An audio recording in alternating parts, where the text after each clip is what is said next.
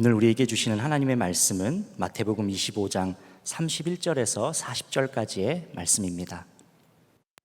인자가 자기 영광으로 모든 천사와 함께 올 때에 자기 영광의 보좌에 앉으리니 모든 민족을 그 앞에 모으고 각각 구분하기를 목자가 양과 염소를 구분하는 것 같이 하여 양은 그 오른편에 염소는 왼편에 두리라.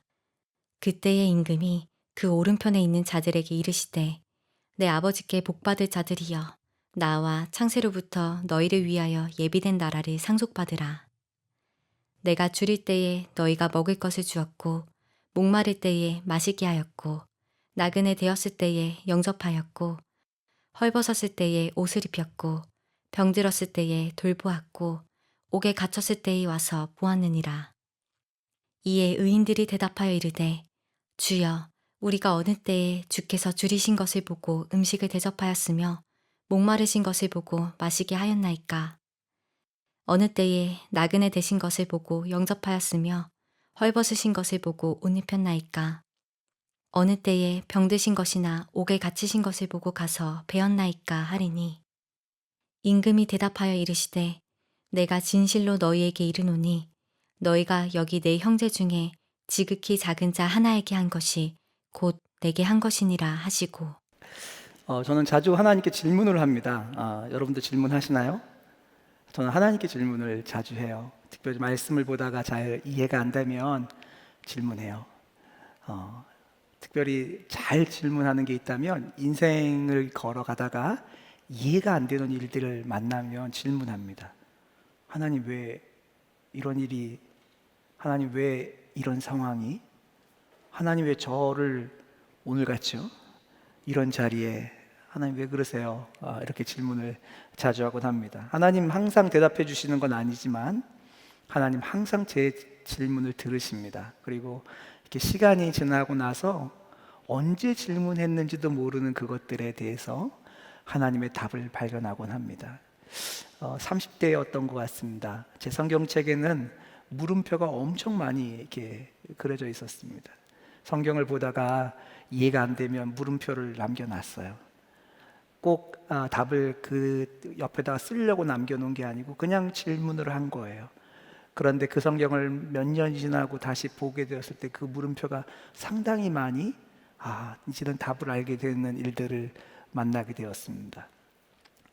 여러분의 인생들 가운데도 그런 일들이 분명히 있을 거예요. 그리고 제가 오늘 하나님 앞에 드렸던 질문들 중에 하나님께서 제게 답으로 주신 것 한 가지를 여러분과 함께 나누기 위해서 이 자리에 나왔습니다. 그 질문은 이거예요. 하나님, 별 의미 없어 보이는, 아무런 가치가 없어 보이는 저의 일상 가운데 반복되어지는 그 중요하지 않은 일들, 제 일상에 쳇바퀴 돌듯이 보여지는 그 일들은 무슨 의미가 있나요? 이 시간의 가치는 무엇인가요? 이런 질문들을 많이 했습니다. 그리고 하나님께서 이 질문에 대해서 답을 주셨는데요. 그거를 좀 함께 나눠보고 싶습니다. 이 시대의 젊은이들을 만나면 참 마음이 미안합니다. 왜냐하면 저도 이렇게 나이가 많지는 않지만 제가 대학을 다니고 제가 젊은이라고 말했던 때에 찾아왔던 유혹과는 비교할 수 없는 유혹과 그리고 주님을 믿고 따라가기에 어려움의 장벽들이 훨씬 더 커진 것 같습니다. 아마 제가 여러분과 같은 자리에 있었으면 이렇게까지 못 버티지 않았을까 하는 그런 어려움들이 참 많이 있는 시절이에요. 그래서 어디를 가도 중압감과 스트레스를 받게 되어지는 시대에 살고 있는 것 같습니다. 특별히 여러분이 그런 것 같아요. 특별히 여러분들의 삶 가운데 누구도 그렇게 입으로 말하지 않는다 할지라도 느끼게 되어지는 것이 하나가 뭔가 가치 있는 일을 위해서 살아가야 한다는 겁니다. 조금 더 받고 현실적으로 말하면 스펙을 쌓아가면서 살아가야 한다는 거예요. 지금 스펙을 쌓지 못하면 미래가 불안하지 않을까? 내 앞날이 답답하지 않을까? 이런 생각들을 하는 시대에 살아가고 있죠. 근데 그럴 때 나에게 앞날에 미래가 보장되어지는 어떤 가치 있는 일이 아니라 나 스스로조차도 오늘 하루를 지나고 나면 별 기억이 안 나고 무슨 일이었는지 잘 모르는 그 일이 그냥 내 삶 가운데 그냥 스치고 지나가는 것 같은 그 시간들이 어떤 의미가 있는 걸까요? 오늘 마태복음 25장 말씀 중에 일부를 읽었습니다. 하지만 좀 더 많은 부분들을 함께 여러분과 나누고 싶은데요. 마태복음 25장 말씀을 이해하기 위해서는요, 몇 가지 좀 중요한 전제를 좀 가지고 있을 필요가 있습니다. 마태복음 25장에는요, 세 가지 이야기가 나와요. 세 가지 비유가 나오는데 그 세 가지 비유가 다 하나님의 나라, 천국에 관련된 비유입니다. 천국은 이런 것이야 라고 말하는 예수님의 가르침인데요. 그 마태복음 25장 1절이 이렇게 시작합니다. 제가 좀 읽어드릴게요. 그때의 천국은 마치, 이렇게 시작되어져요. 그러니까 천국에 대한 비유를 예수님께서 말씀을 하시는데 그 앞에 한 단어가 들어있습니다. 그게 무슨 단어죠?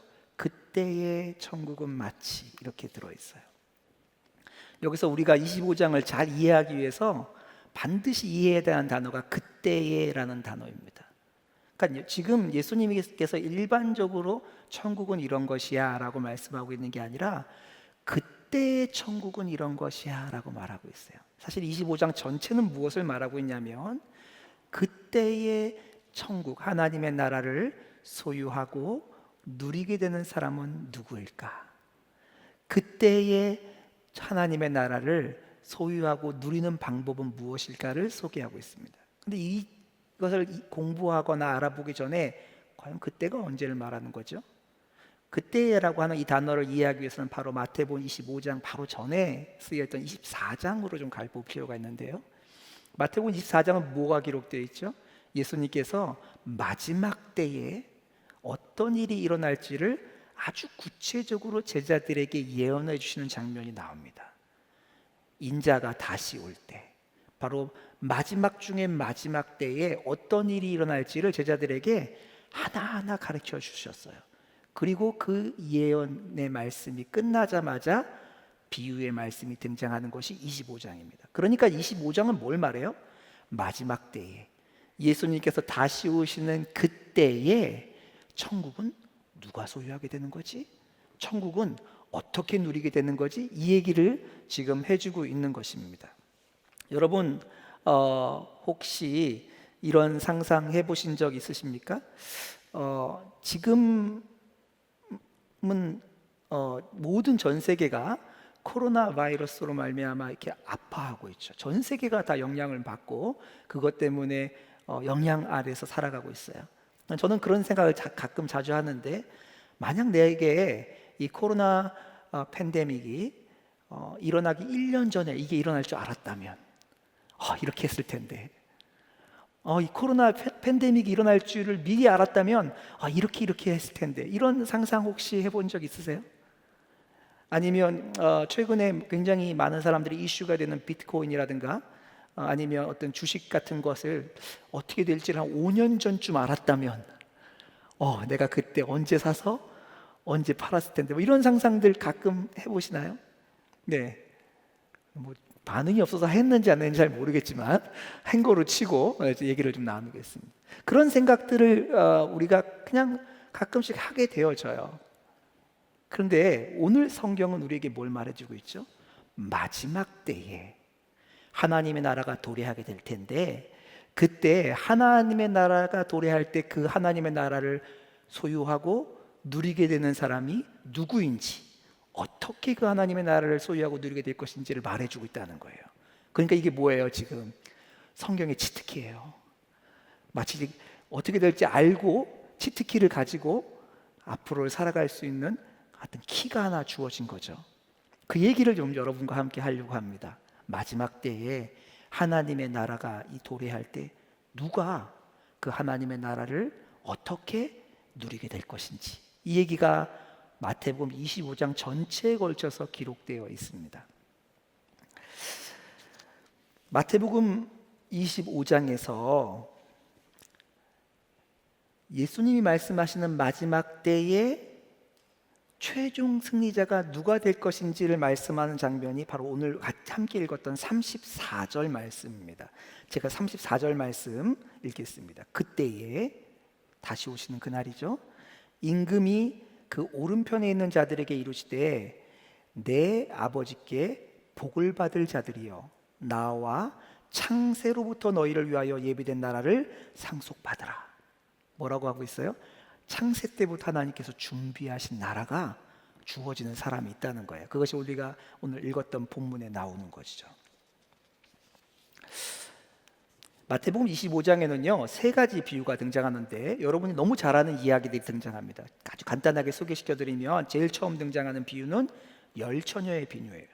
열처녀가 신랑을 맞으려고 등불을 가지고 나가서 신랑을 기다리고 있는데 신랑이 예상보다 늦게 오게 됩니다. 그런데 그 중에 5처녀는 등불과 함께 등불에 쓰는 기름을 따로 준비했고요, 5처녀는 그냥 등만 준비했어요. 근데 신랑이 예상보다 늦게 오게 되는 바람에 그 기름이 떨어진 5처녀, 기름을 구하러 갔던 5처녀는 신랑이 왔을 때 신랑을 만나지 못해서 혼인잔치에 5명만 들어가게 됐다라고 하는 이야기를 예수님이 하셔요. 근데 이 이야기 왜 하시는 거예요? 이 이야기의 핵심은 뭐냐면, 이 이야기의 핵심은 그 신랑 오시는 날이 언제인지 정확하게 모르지만 그때가 오니까 그때를 어떻게 하라고요? 준비하라는 거예요. 깨어서 준비하라. 이것이 오늘 25장의 13절의 명령이에요. 그러니까 첫 번째, 주님께서 비유를 통해서 우리에게 하시는 말씀이 뭐예요? 너희들 그날 준비해야 돼. 깨어서 준비해야 돼. 이것이 미래를 준비하는 자들에게 주시는 하나님의 명령입니다. 두 번째 비유는 무엇이냐면, 여러분 너무 잘 알고 있는 달란트의 비유예요. 한 주인이 멀리 여행을 떠나면서 종들을 부릅니다. 그리고 종들에게 큰 돈을 맡겨요. 5달란트, 2달란트, 1달란트를 맡기죠. 다 아시는 내용이죠? 전혀 처음 듣는 것 같은 반응을 다들 하고 계셔서. 그런데 그 달란트를 받았던 사람들에게 주인이 오랜 시간이 지난 다음에 돌아와서 결산할세라고 되어 있습니다. 두 번째 달란트의 비유는 어떤 의미를 갖고 있죠? 주인이 반드시 돌아오게 되는데 그때가 되면 결산하는 날이 오게 될 거다라고 하는 것이 달란트 비유의 핵심이에요. 그러니 또 결론이 뭐예요? 그때를 준비하라라는 거예요. 비유 두 개가 똑같은 이야기를 하고 있죠.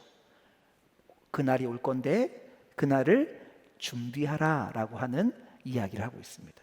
여기서 우리는 성경을 정직하게 읽으면 질문이 생겨야 돼요. 알겠어요. 그날을 준비해야 되는 거 알겠어요. 그날이 온다는 걸 알겠어요. 주님이 말씀하신 마지막 때가 반드시 온다는 것을 알겠어요. 그런데 어떻게 준비하라는 거예요? 준비하라고 하는 말씀만 가지고는 어떻게 하라는지 잘 모르겠잖아요. 그래서 예수님께서 3번째 비유를 주신 것을 우리가 좀 주목해서 볼 필요가 있습니다. 3번째 비유가 우리가 오늘 본문에 함께 읽었던 본문입니다. 물론 다 읽진 않았지만 그 내용은 이래요. 예수님께서 이제 3번째 비유를 왕이 보좌에 앉아서 온 세상의 백성들을 다 모아서 2부류로 나눌 거라는 거예요. 마치 목자가 염소와 양을 나누는 것처럼 2부류로 나눌 건데, 오른편에는 그러니까 여러분에게 이쪽이죠. 오른편에는 양을, 왼편에는 염소를 이렇게 나누어 놓는 것처럼 나누게 될 거라는 거예요. 그것이 오늘 본문에 나와 있는 3번째 비유의 내용입니다. 그리고 오른편에 있는 사람들에게는 하나님이 칭찬하시며 하나님의 나라를 누리게 하실 거고, 왼편에 있는 사람들에게 하나님 저주하시고 책망하시며 그들에게 형벌을 내실 거다 하는 것이 이 3번째 비유의 내용입니다. 그런데요, 이 3번째 비유에는요 아주 놀라운 이야기가 들어 있습니다. 그 내용 3가지를 제가 좀 설명하려고 하는데, 첫 번째가 뭐냐면, 오른편에 있는 사람이건 왼편에 있는 사람이건 관계없이 다 똑같은 이유 때문에 책망과 칭찬을 듣습니다. 칭찬을 듣는 사람도 그 이유가 똑같고요, 책망을 듣는 사람도 그 이유가 똑같아요. 두 번째, 칭찬을 듣는 사람도 책망을 듣는 사람도 반응이 똑같습니다. 전혀 다른 반응을 하지 않고 둘 다 똑같은 반응을 해요. 그런데 놀랍게도 그들의 운명은 완전히 다른 길로 갈리게 됩니다. 이 세 가지를 함께 잠깐 살펴보기를 원합니다. 예수님께서 어떤 이유로 이들을 칭찬하시고 어떤 이유로 이들을 책망하셨는지 성경이 자세하게 소개하고 있거든요. 한번 보실까요? 예수님께서 그들을 책망하시거나 칭찬하시는 이유를 이렇게 말해요. 너희들이 내가 줄일 때, 목마를 때, 나그네 되었을 때, 헐벗었을 때, 병들었을 때, 옥에 갇혔을 때 너희들이 나를 영접하였기 때문에 너희를 칭찬한다. 너희들이 나를 외면하였기 때문에 나는 너희들을 책망한다. 이렇게 말씀하세요. 한번 읽어볼게요. 보세요. 35절, 36절 제가 읽겠습니다. 내가 줄일 때에 너희가 먹을 것을 주었고 목마를 때에 마시게 하였고 나그네 되었을 때에 영접하였고 헐벗었을 때에 옷을 입혔고 병들었을 때에 돌보았고 옥에 갇혔을 때에 와서 보았느니라. 반대편에 염소로 비유되는 책망받는 사람들을 이렇게 말씀하시죠. 42절 43절입니다. 내가 줄일 때에 너희가 먹을 것을 주지 아니하였고 목마를 때에 마시게 하지 아니하였고 나그네 되었을 때에 영접하지 아니하였고 헐벗었을 때에 옷을 입히지 아니하였고 병들었을 때와 옥에 갇혔을 때에 돌보지 아니하였느니라 하시니. 무슨 말이에요? 똑같은 이유 때문에 칭찬과 책망을 받았어요. 똑같아요. 그리고 그들이 그 얘기를 들었을 때요, 반응도 똑같습니다. 반응이 뭔지 아세요? 에? 우리가 언제요? 이런 반응을 해요. 누구도 기억하지 못해. 한번 보세요. 37절부터 39절이 그 칭찬받는 사람들의 반응입니다. 보십시오. 이에 의인들이 대답하여 이르되 주여 우리가 어느 때에 주께서 줄인 것을 보고 음식을 대접하였으며 목마르신 것을 보고 마시게 하였나이까? 어느 때에 나그네 되신 것을 보고 영접하였으며 헐벗으신 것을 보고 옷을 입혔나이까? 어느 때에 병드신 것이나 옥에 갇힌 것을 보고 가서 배웠나이까 하리니. 책망받는 사람들도 한번 보실까요? 44절입니다. 그들도 대답하여 이르되 주여 우리가 어느 때에 주께서 줄이신 것이나 목마르신 것이나 나그네 되신 것이나 헐벗은 것이나 병드신 것이나 옥에 갇히신 것을 보고 공양하지 아니하더이까? 반응이 똑같죠. 우리가 언제요? 이렇게 반응하고 있어요. 지금 우리가 무슨 얘기를 살펴보고 있다고요? 마지막 때에 하나님의 나라가 임했을 때 하나님께서 완전히 다른 두 부류의 사람들, 극과 극을 다루는 두 부류의 사람들, 하나님 나라를 소유한 자와 하나님 나라에 쫓겨나서 형벌을 받는 자에 대해서 이야기하고 있는데, 이들이 똑같은 이유로 칭찬과 책망을 받고 그 칭찬과 책망을 받을 때 똑같은 방법으로 반응을 하고 있어요. 그래서 그들의 결과는요, 근데 완전히 달라요. 이 부분을 어떻게 해석해야 되죠? 이 부분을 해석하는 포인트는 두 가지입니다. 우리가 어떤 질문을 가지고 시작했죠? 그때를 준비하라 라고 하는 명령에 그럼 어떻게 준비해요? 라고 이런 질문을 던졌잖아요. 그럼 어떻게 준비해요? 라는 것에 대한 하나님의 답이 뭔지가 이해하기 위해서는 두 가지 포인트를 붙잡아야 되는데, 첫 번째 포인트가 뭐냐면 지극히 작은이라는 단어입니다. 양쪽에 다 등장해요. 우리가 언제 그랬습니까? 그랬을 때 예수님께서 뭐라 그러시냐면 너희가 지극히 작은 자에게 한 것이 곧 나에게 한 것이고 지극히 작은 자에게 하지 않은 것이 곧 나에게 하지 않은 것이다 라고 말씀하십니다. 또 한 가지 포인트가 뭐냐면 우리가 어느 때에 라고 했던 부분입니다. 이 두 가지는요, 한 가지를 지목하고 있어요. 뭘 말하고 있죠? 별로 중요하지 않은 일이었다는 것입니다. 하나도 안 중요한 일이었어요. 여러분, 요즘은 제가 지하철을 잘 안 타서 잘 모르겠어요. 요즘엔 많이 없어진 것 같은데, 제가 지하철을 타고 다닐 때만 해도 지하철 앞에 가면 이렇게 머리를 숙이고 껌 같은 걸 파시거나 머리를 숙이고 동전 바구니를 놓고 동전을 받고 계신 분들이 계셨어요. 지금도 계신지 잘 모르겠어요. 지금 막 쫓겨나는 것 같은데, 그런 분들에게 동전을 주시거나 돈을 주시거나 껌을 사보신 적이 있으신 분들이 꽤 있으시죠? 네, 있을 거예요.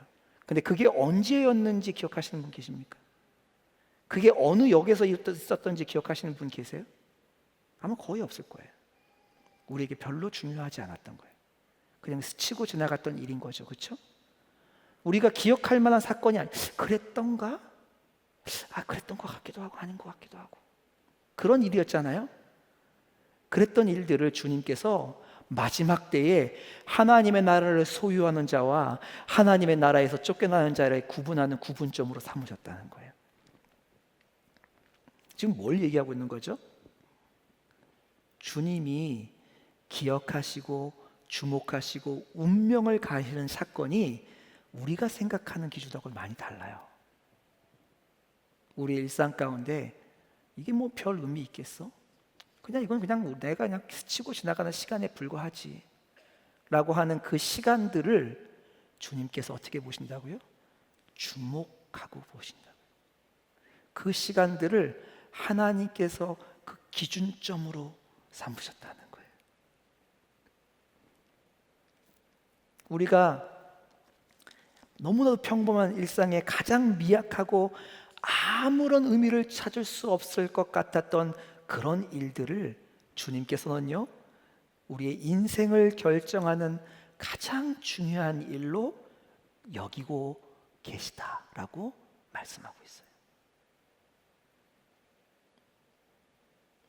우리 인생을 결정하는 일이 있을 것 같습니다.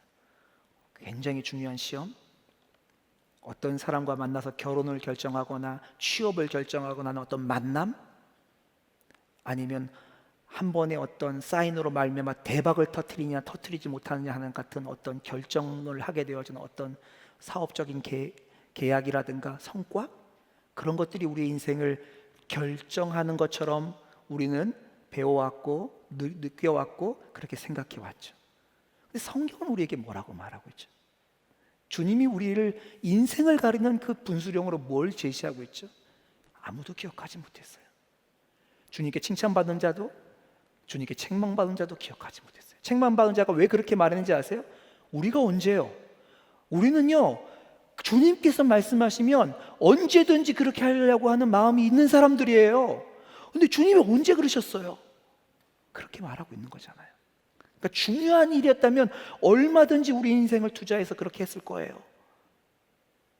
근데 주님이 중요하다고 보셨던 것은 언제예요? 지극히 평범한 일상이었던 거예요. 제가 오늘 젊은이 교회에서 함께 말씀을 나누면서 저희가 잘 꺼내놓고 싶지 않은 제 대학 때 이야기를 좀 해야겠다라는 생각을 하게 됐습니다. 저는요, 청년 때에, 여러분과 같은 청년 때에 오늘 본문이 소개하고 있는 비밀을 몰랐어요. 저는 뭔가 커다란 일을 해야지만 한다고 생각했습니다. 뭔가 의미 있고 가치 있고 기억할 만한, 주님께서 인정하실 만한 어떤 열매를 만드는 것이 중요하다고 생각했습니다. 그래서요, 책을 읽어도 제가 좋아하는 책은 이런 책이었어요. 하나님의 보좌를 움직이는 기도. 또 멋있잖아요. 막 내가 기도를 했더니 하나님의 보좌가 움직여서 막 그게 막 역사로 나타나고 막 그런 게 저는 막 저 가슴을 뛰게 하는 일이었습니다. 그래서 그렇게 살고 싶었어요. 그리고 그렇게 살려고 애를 많이 썼습니다. 예수님에게 제자가 12명이 있었잖아요. 제가 대학교 4학년 때 제가 이렇게 제자라고 부르면서 성경을 가르치고 복음을 전했던 친구가 12명이 있었습니다. 제가 정말 잘해서 그런 게 아니고 저도 예수님처럼 12명을 어떻게든 만들어 봐야겠다고 해갖고 안 한다는 애들 꼬셔갖고 막 성경 공부하고 막 이렇게 해갖고 12명에다가 찾아가면서 계속 성경 공부하고 그랬습니다. 왜요? 그렇게 하면 뭔가 대단한 걸 한 것 같잖아요. 그렇죠? 저 캠퍼스에서 전도했습니다. 전도하다가 이단들을 가끔 만나요. 전도하다 보니까 만나서 전하다 보니까 이단들인 거예요. 그러면 뭐 자기들 이단들이 믿고 있는 거 막 말하면서 그러면 저희 어떻게 했는지 아세요? 형제 잘 들어요. 형제 오늘 혹시 밤에 자다가 숨이 안 쉬어지거나 자다가 갑자기 막 죽을 것 같은 생각이 들면 무릎 꿇고 기도해. 내가 기도할 거야. 오늘 형제 그런 일이 일어날 수 있으니까 집에 돌아와 조심해. 무슨 일 있으면 회개하고 예수님께 돌아오라고 막 이러면서 막 겁박을 엄청 주는 거예요. 그리고 그런 일이 일어나게 해달라고 막 기도하고 막 그랬습니다. 선교왕국이라는 대회가 있어요. 선교에 대한 관심이 있는 사람들이 모여서 5박 6일 동안 그렇게 그때 막 수련회하고 했던 때요. 그때는 한양대학교 캠퍼스에서 그런 수련회가 열렸는데요. 거기 수련회 일정이요, 아침 새벽부터 해서 밤 늦게까지 일정이 있습니다. 근데 제가 거기서 막 조별 활동을 하면서 막 피를 토하듯이 외쳤습니다. 우리가 선교를 얘기하기 위해서 이 선교회 수련회에 와 있는데 말이야, 지금 한양대 캠퍼스에 안 믿는 사람이 이렇게 많은데 이 사람들을 내버려두고 우리가 그냥 수련회만 하면 되겠어? 그래, 쉬는 시간에 가서 전도해야지. 그래갖고 막 나가서 전도하자고, 막 캠퍼스에 가서 전도하러 가고. 지금은요, 그런 거 생각하면 자다가 막 이불 킥할 것 같아요. 막 얼마나 민망한지. 그런 거 안 해도 돼요. 투르크메니스탄이라는 나라에 단기 선교를 간 적이 있습니다. 그때가 저희가 처음으로 투르크메니스탄에 단기 선교를 한 거예요. 그 전에 3팀이 거기에 들어갔었는데 3팀이 다 투르크메니스탄을 밟아보지도 못하고 쫓겨났어요. 그리고 3번째 팀이 들어갔다가 공항에서 이렇게 딱 거기 머물러 있다가 입국 절차를 통과하지 못하고 돌아왔어요. 저희가 4번째 팀은 저희가 처음으로 투르크메니스탄 땅을 밟은 거예요. 얼마나 감격적인지 몰라요. 가서 그런데요, 아무것도 못해요. 거기 너무 강력한 무슬림 국가여서 아무것도 못해요. 우리 이렇게 막 얘기하다가도 이렇게 뭐 아멘 이렇게 하고 싶잖아요. 그러면 그렇게 하면 안 되니까 아이스크림 라면 막 이렇게 하면서 막 우리끼리 대화하고 막 그랬어요. 근데 거기 단기 선교를 막 끝마칠 때가 되는데 아무것도 하지 못하고 돌아오는 게 너무 안타까운 거예요.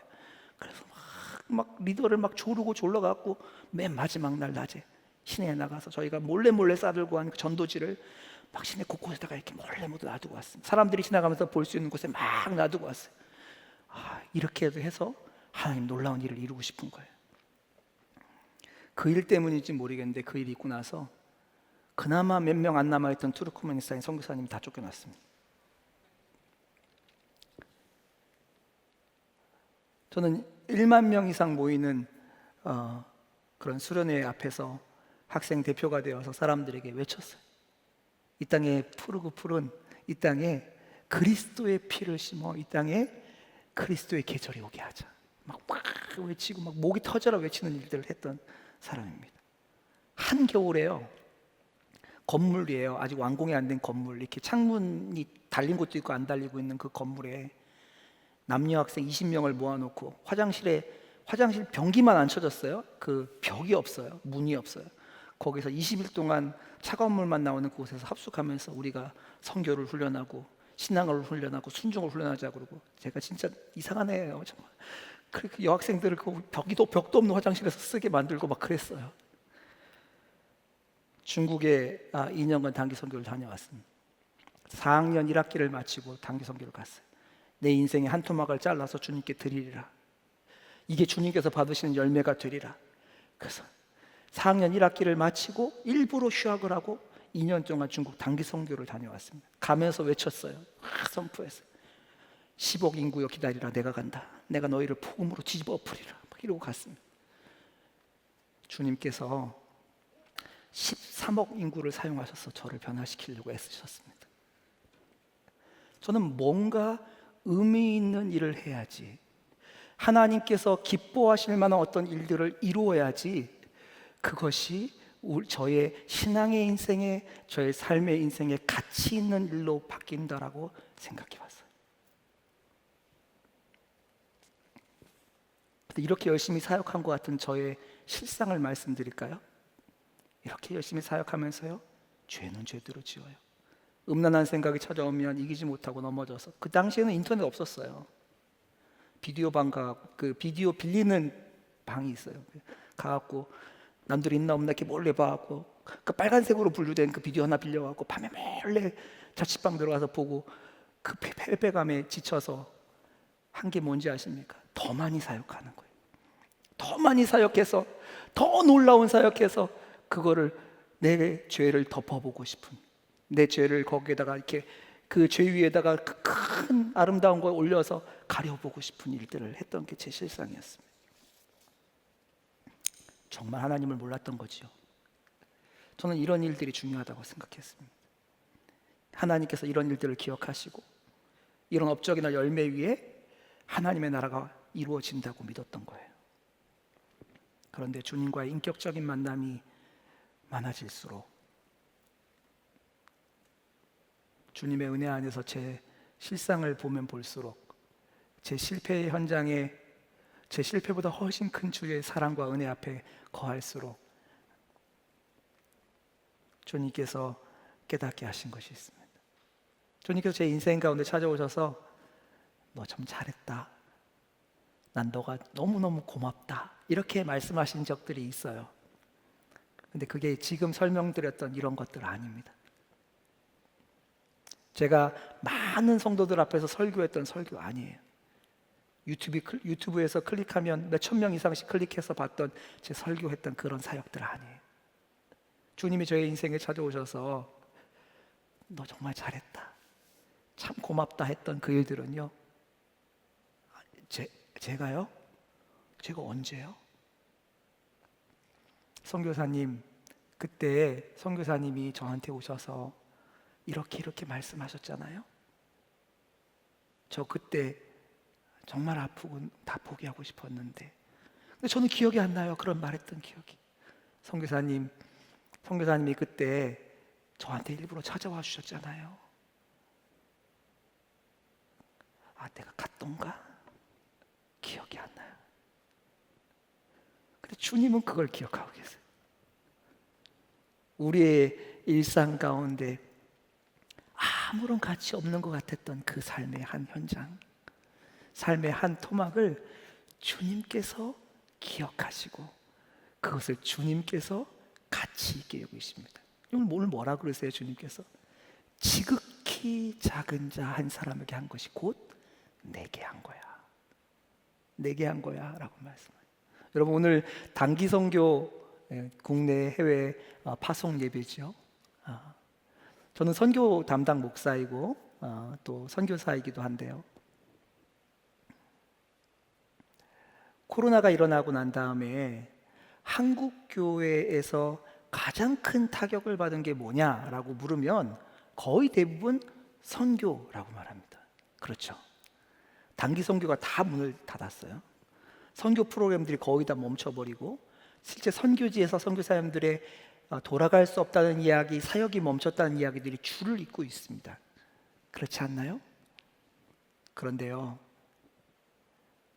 사실은요, 선교는 한 번도 멈춘 적이 없어요. 단지 선교라고 이해하는 우리들의 활동이 멈춘 것뿐이죠. 사실은 우리가 무엇을 하고 무엇을 만들고 무엇을 성취하고자 했던, 그래서 그것이 선교다라고 이해했던 우리의 어떤 액티비티 아니면 우리의 어떤 그 이벤트가 멈춘 거죠. 그렇죠? 하나님의 선교가 멈춘 적이 없어요. 그렇게 복음을 전해도 듣지 않던 이슬람 사람들이요, 이 팬데믹 상황 가운데서 마음이 가난해져서 내가 믿었던 그 내 종교와 내가 신앙이 가짜일 수도 있겠다는 생각을 가지고 복음의 문을 열고 있다는 사실을 아십니까? 하나님의 선교는 멈춘 적이 없어요. 우리가 가치 있다고, 우리가 의미 있다고, 이것이 선교라고 얘기했던 어떠한 우리의 액티비티들이 제한받은 것은 사실이지만 하나님의 선교는 멈춘 적이 없어요. 이런 상황 가운데 이제 해외 선교, 단기 선교로 나가는 우리 젊은이 교회 지체들에게, 형제자매들에게 무슨 얘기를 하면 좋을까요? 우리가 무엇인가 하는 것이 제한되어지고 그리고 하는 일들이 너무 할 것이 없는 것처럼 보여질 때 무엇을 하면 좋을까요? 주님이 주목하시고 기억하시는 그것으로 돌아가면 됩니다. 저도 수없이 단기 선교를 가고 선교 현장에 실제로 살았고 그 삶들을 살아왔는데요, 하나님께서 기억하시고 가치 있다고 인정하시는 것들의 시작은 우리의 지극히 평범한, 아무도 주목하지 않는, 내 스스로도 그렇게 별 의미를 두지 않은 우리의 삶의 일상의 자리입니다. 사랑하는 여러분, 여러분의 일상의 자리에서 하나님 앞에 드린 작은 고백, 하나님 때문에 드렸던 한 번의 미소, 하나님 때문에, 하나님 앞에 살아가기 때문에 드렸던 한 방울의 눈물, 하나님이 아세요. 하나님이 기억하세요. 많은 사람들이 선교의 현장에서 일하는 것을 잘하기 위해서 선교의 현장 바깥에서 싸워요. 화내요. 남을 막 비판해요. 일 잘하려고. 사랑하는 여러분, 하나님이 성경에 오늘 뭘 기억한다고 말씀하시죠? 저희가 언제요? 우리가 어느 때에 라고 말했던 그 일을 기억하시면서 지극히 작은 자, 누구예요? 우리가 가치 두지 않는 사람, 우리가 가치 두지 않는 그 일에 행했던 그 일을 하나님께서 그 마지막 때에 사람을 나누는 일의 기준으로 세우셨다는 점을 기억하시기 바랍니다. 여러분, 이 앞에 나왔던 달란트의 비유에 보면요, 주인이 달란트를 남겨온 그 남긴 달란트를 가져온 사람들을 칭찬하는 것처럼 보여지죠. 그렇죠? 5달란트 받았던 자가 5달란트를 남겨왔으니까 칭찬하고, 2달란트를 받았던 자가 2달란트를 남겨오니까 칭찬하는 것처럼 보여지잖아요. 그런데 그렇지 않습니다. 사실은 5달란트를 받았던 자를 칭찬했던 것은 5달란트를 받았던 자가 오랫동안 돌아오지 않는 주인 앞에서 살았던, 아무도 주목하지 않는 일상을 통해서 드렸던 삶의 드림, 삶의 헌신을 칭찬하셨던 거죠. 2달란트 받았던 자가 언제 올지 모르지만 오늘을 주님 앞에, 주인의 명령 앞에 살아갔던, 드렸던 그 마음을 주님이 칭찬하셨던 거죠. 그걸 어떻게 하냐고요? 칭찬을 어떻게 하셨는지 보시면 알아요. 칭찬을 어떻게 하셨죠? 잘하였다, 착하고 충성된 종아. 만약에 남긴 달란트가 이슈면요, 5달란트 받은 자와 2달란트 받은 자에게 칭찬이 달라야 합니다. 그런데 주님의 칭찬이 똑같아요. 그리고 달란트에게 하나도 안 하세요. 뭐라고 그러세요? 잘하였다, 착하고, 주의 말, 그 주인의 말을 그대로 믿은 착함, 충성된, 주인이 돌아오겠다고 했던 그 말 앞에 오늘 하루를 그 주인 앞에 살았던 그 삶, 그것을 칭찬해 주세요. 사랑하는 여러분, 주님이 오늘 주목하시는, 우리의 주목하시는 그 주목하심이 어디에 있을까요?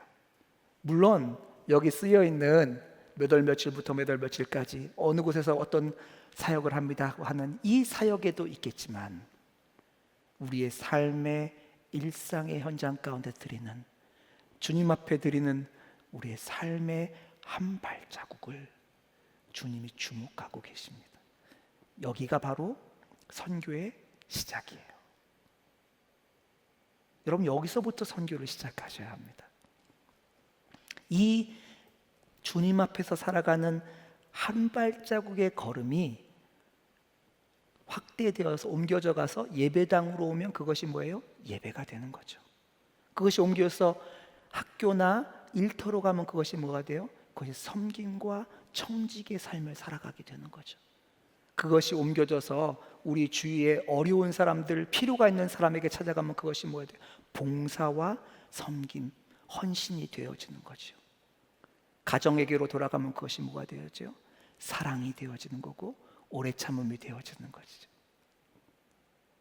갑자기 선교를 만들어내는 것 아닙니다. 우리 삶의 현장 가운데 오늘도 나와 함께 하시는 그 하나님 앞에 아무도 주목하지 않지만 그 하나님 앞에서 내가 드려지는, 나도 그렇게 중요하다고 생각하지 않지만 하나님 앞에 살기 때문에 드려지는 그 한 번의 순종의 발걸음들이 주님께서 받으시는 선교의 열매가 된 줄 믿습니다. 한 가지만 더 말씀드리고 마치려고 합니다. 오늘 이 이야기를 나눌 때 이 자리에 앉아 계신 분들 중에, 혹시 온라인으로 예배 드리시는 분들 중에, 목사님, 저는 그런 얘기 받기에도 벅차요. 저는요, 제가 살고 있는 오늘의 삶이 눈물의 골짜기예요.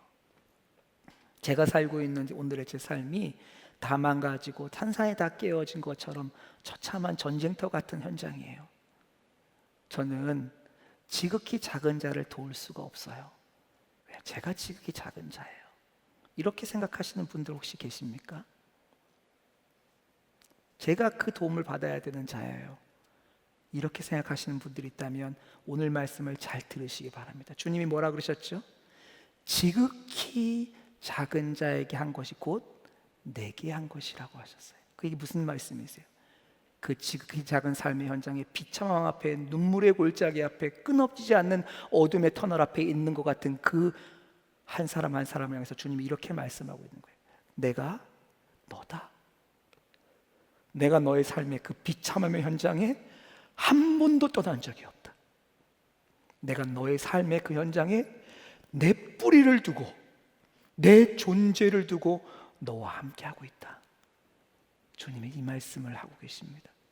우리가 어떤 형편이 있든지, 우리가 어떤 걸음을 걸어가고 있든지, 우리의 삶을 살아가고 있는 환경이 어떠하든지 주님 우리에게 주목하시는 것이 있다면 오늘을 살아내는 우리의 삶의 현장입니다. 이 현장이 주님께서 받으시는 예배이자 주님께서 찾으시는 구분점이 되어지는 주님 앞에서 살아가는 그 삶이 되시기를 주님의 이름으로 축복합니다.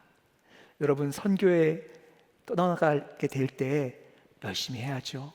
그것 의미 있는 일이에요. 하지만 오늘을 살지 않고 내일의 선교를 살아간다고 하면 여러분 안 됩니다.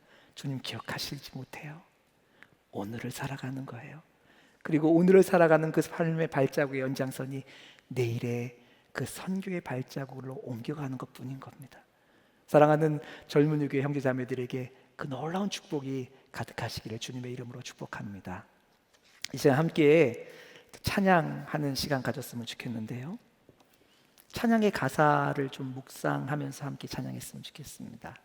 여러분, 찬양을 이렇게 불러내려고 하기보다 찬양을 담아서 주님 앞에 올려드리는 거예요. 찬양은 그렇게 드립니다.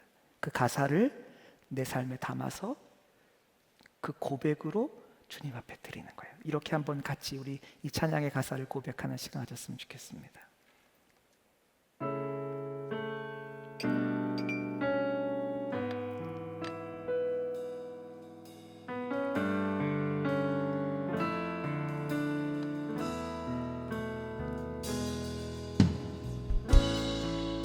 의지했던 모든 것 변해가고 억울한 마음은 커져가네.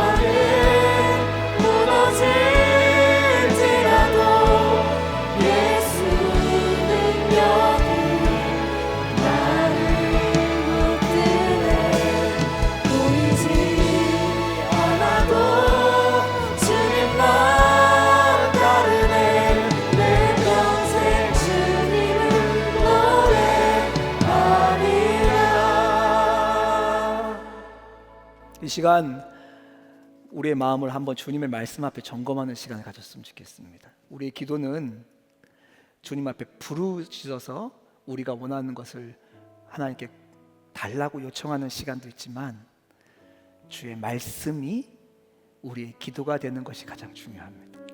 주님께서 마지막 때에 우리를 가르는 기준이 있다고 하셨어요. 우리가 기억조차 못하는 그 일, 우리의 일상에 아무 가치 없다고 생각되는 그 삶의 현장 앞에 주님은 그 시간을 주목하시고 그 시간을 알고 계십니다.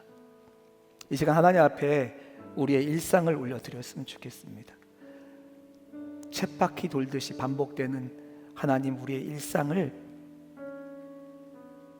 무의미하게 지나지 않게 도와주십시오. 주님 앞에서 살아가게 도와주십시오. 공부를 하건 일을 하건 취업을 준비를 하건 아니면 또 다른 어떤 하나의 형편의 가운데 살아가건 심지어 너무나도 기가 막힌 어려움 가운데 절망 앞에서 참아내는 것 외에는 하는 것이 없건 이 일상을 주님께서 주목하고 계십니다. 주님 앞에서 나의 오늘을 살 수 있는 힘을 주소서. 주님의 때와 주님의 나라를 보는 눈을 열어주셔서 하나님 나의 오늘의 한 걸음이 오늘의 한 삶이 주님께서 받으시는 내가 안다, 내가 너의 그 눈물과 너의 그 고백과 너의 한숨과 너의 그 발걸음을 안다고 인정하시는 그 삶이 되게 해달라고 이 시간 주님 앞에 우리 마음의 중심을 고백하는 시간을 갖기를 원합니다. 큰 소리로 기도하지 않으셔도 됩니다. 그러나 여러분의 마음의 중심으로 주님 앞에 이 고백을 드리는 시간 갖도록 하겠습니다. 함께 기도합니다. 아버지 하나님, 아버지 하나님, 하나님 아버지께서 그렇게 붙잡아주시는 주님께서 우리 삶을 그렇게 인도하시는 아버지 하나님께서 온전하게 그 삶을 인도하시고 하나님 아버지 하나님 주님께서 온전히 그 우리의 삶의 현장 가운데 하나님 아무도 주목하지 않는 것 같은 우리의 삶의 평범한 삶의 현장 가운데 하나님 우리를 주목하시는 주님 앞에 우리의 삶을 드리는 그 일이 풍성하게 하여 주시는 은혜를 도와주시고 붙잡아주시는 기도하십니다. 사랑하는 아버지 형제들 안에 하나님 아버지 이 회복이 있게 하여 주셔서 진정한 영적인 도움이 일어날 수 있도록 은혜를 도와주시옵소서. 하나님 아버지 우리의 일상 가운데 하나님 앞에 살아가는 우리의 역사를 역사하시도록 은혜를 도와주시고 붙잡아주시옵소서. 주님이 주목하시고 준비하시고 그 삶의 원함을 얻어 있습니다. 은혜를 도와주시고 아버지 하나님 하나님 이 일을 이루어주셔서 하나님 이 일을 이루어주셔서 우리의 삶의 일상을 맡겨주시고 하나님이 주목하시옵소서. 아버지 놀라운 변화의 역사들로 내 역사들이 우리 가운데 일어날 수 있도록 역사하여 주옵소서. 하나님 아버지 우리 삶의 현장 가운데 일어날 수 있도록 은혜를 도와주시고 하나님 아버지 하나님 우리 일상 가운데 하나님 역사하소서. 하나님 아무도 주목하지 않는 우리 일상 가운데 주님이 영광 받아 주소서. 아버지 하나님 참 고맙고 감사합니다. 하나님 우리의 삶이 어떤 거대한 사건과 놀라운 업적 가운데 이루어지는 것이 아니라 하나님 아무도 주목하지 않아도 주님께서 우리의 삶을 주목하셔서 우리의 삶을 통하여 하나님께서 우리의 미래를 결정하시고 우리의 삶을 통하여 영광 받으시고 하나님께서 기쁨 받아주신다고 말씀하시니 감사합니다. 오늘 젊은이 교회 예배 가운데 나온 모든 사랑하는 형제 자매들에게 하나님의 이 놀라운 은혜를 누리게 하여 주소서. 우리의 감춰져 있는 아무도 모르지만 나만이 살고 있는 우리의 삶의 일상이 주님과 나란히 걸어가는 주님의 말씀 앞에 조용히 순복하는 아무런 열매가 없는 것처럼 보여도 주의 말씀을 따라 걸어가는 그 발걸음 되도록 주님께서 축복하여 주옵소서. 오늘 단기 선교를 떠나며 마음에 결단하는 사랑하는 지체들의 삶이 단기 선교를 준비하며 떠나는 그 여정뿐만 아니라 지금 이 순간부터 한순간 한 걸음 한 걸음들이 하나님께 드리는 선교의 헌신이고 드림이 될 수 있도록 주님께서 날마다 우리의 삶을 이끌어 주옵소서. 오늘 예배 가운데 나와 하나님 그 마음을 담아서 주님 저의 모든 것이 주님의 것이라고 고백하며 드리는 예물을 주님께서 기뻐 받아주시고 이를 통하여 하나님께서 영광받아 주옵소서. 주님께서 그렇게 이루실 줄을 찬양합니다. 그리고 약속하신 대로 그렇게 주님께서 영광받을 것이나요 감사드립니다. 주님만이 홀로 영광받아 주옵소서. 이제는 우리 주 예수 그리스도의 은혜와 아버지 하나님의 사랑하심과 성령님의 우리의 삶 가운데 찾아오셔서 함께 동행하시며 이끄시며 우리의 삶을 새롭게 하시는 그 성령의 역사가 오늘 이 자리에서 우리의 일상 가운데 주님과 동행하기로 결정하는 우리의 지극히 평범한 일상을 주님께 드리는 예배와 삶의 고백으로 바꾸기로 마음으로 고백드린 모든 젊은이 교회 지체들 위해 영원토록 함께 하시기를 축원하옵나이다.